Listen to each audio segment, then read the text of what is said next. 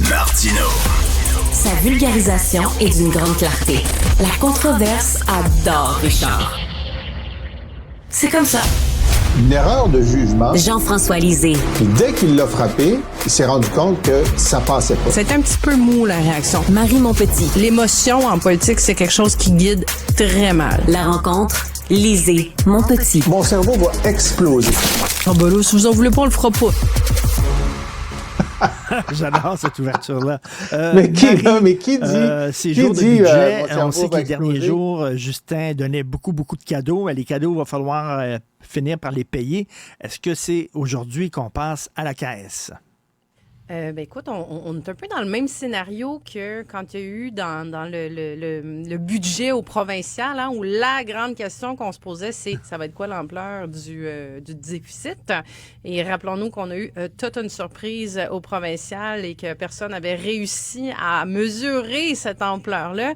C'est un peu le même scénario au fédéral. Tu sais, c'est la question, c'est un peu ça. Là, c'est à quel point le déficit va être important. Tu sais, on voit que là, bon, il y a eu des milliards et des milliards d'annonces dans les dernières semaines, là, dans cet effeuillage que nous a fait Justin Trudeau et ses ministres. Puis, tu sais, c'est pas un bon contexte, là, Richard. Là. Justin Trudeau, il est dans un contexte où il veut sauver sa peau. Là. Il ne peut pas le dire autrement que ça. Là. Il est en mode survie. Donc, il fait des annonces qui parlent aux gens, qui résonnent, qui ont un écho. Il n'est pas dans une démarche de je vais bien gérer la maison, mettre la maison en ordre, bien gérer nos finances. Il est dans un mode qu'est-ce que je peux faire, n'importe quoi pour faire plaisir, faire des cadeaux à droite, à gauche. On a vu ce que ça a donné au provincial, justement, les petits chèques à 500$, des affaires comme ça, qu'on va payer très, très longtemps collectivement. Mais il est un peu encore là dans cette démarche-là. Donc, c'est comme, écoute, c'est Noël avant Noël dans un contexte où on est super endetté. Là. Et Jean-François, écoute, tous les observateurs disent que Justin risque de se prendre pour Che Guevara et dire « faisons payer les riches ». Est-ce que ça va être ça? Ben oui, Che Guevara, il les faisait pas payer. Je veux dire, bon, d'abord, ils étaient tous partis de Cuba quand Che et Fidel sont arrivés. Et puis, voilà. Donc, il faut dire une chose sur le Parti libéral du Canada, c'est que jusqu'à maintenant, ça a été l'ami des super riches.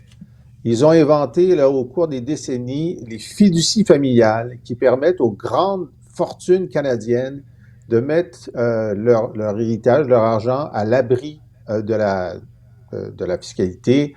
C'est des dizaines de millions ou des centaines de millions par année qui n'entrent pas dans les coffres fédéraux et des provinces d'ailleurs, à cause de ces fiducies familiales.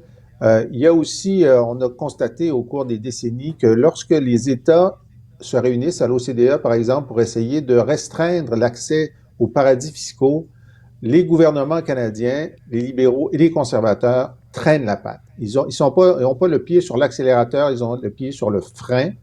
Et donc, ce sont les amis des paradis fiscaux pour l'évitement et l'évasion fiscale des grandes familles. Ce qui fait que si les grandes fortunes canadiennes payaient le même taux d'impôt que les secrétaires et les chauffeurs d'autobus en fonction de leurs revenus, il n'y en aurait pas de déficit.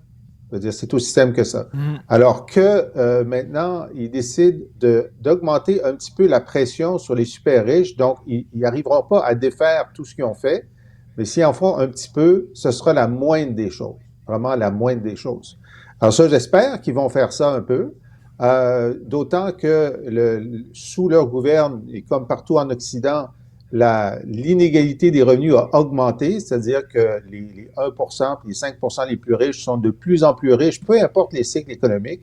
Et donc, si on veut avoir une société juste, comme disait Pierre Trudeau, ben il faut répartir la richesse. Et plus elle s'accumule en haut de l'échelle, plus il faut la répartir, parce que ces gens-là là, qui dirigent des entreprises sont 8 fois plus riches que ceux qui dirigeaient ces entreprises, disons, dans les années 60. Ils sont pas 8 fois plus compétents, puis ils sont pas 8 fois plus productifs. Alors, c'est simplement une tendance à l'accumulation de la richesse qui se fait. Donc, ça serait le bon signal. Moi, je serais content demain, je te le dirai, si effectivement ils font ça. C'est juste une partie du puzzle là, dont on parle depuis tout à l'heure. Écoute, Marie, avec toutes les dépenses qu'ils ont fait au fédéral, j'imagine que Mme Freeland s'est acheté des loups-boutins pour présenter son budget.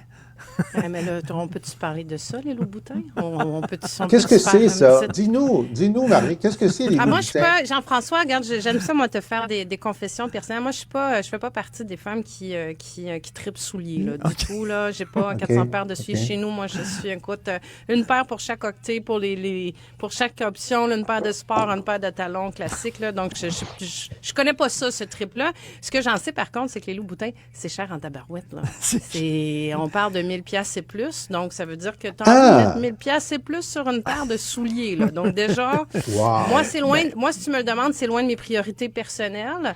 C'est pour les deux. C'est pas 1000 chacun, c'est 1000 pour la paire. T'as les deux à ce prix-là. Ah, d'accord. T'as raison, c'est OK. On relativise. Mais je trouve qu'il y a quelque chose d'odieux à venir faire une annonce sur la crise du logement, sur l'habitation en portant. Mais Marie, penses-tu qu'il va effectivement se retourner vers les très riches, les sociétés, tout ça, en disant, vous allez faire votre part? Tu sais, ça passe toujours bien, ça, auprès de la population, là, quand on s'en prend aux plus riches.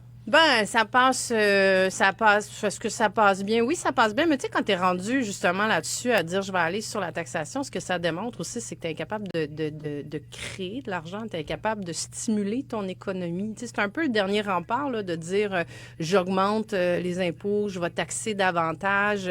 Ça veut dire que tu ne crées pas de richesse, ce qui est quand même aussi un peu un de tes premiers objectifs là, comme gouvernement, là, c'est d'être capable de faire. Tu sais, c'est beau sortir de l'argent puis annoncer des grands des grands programmes nationaux dans les compétences provinciales la plupart du temps encore là.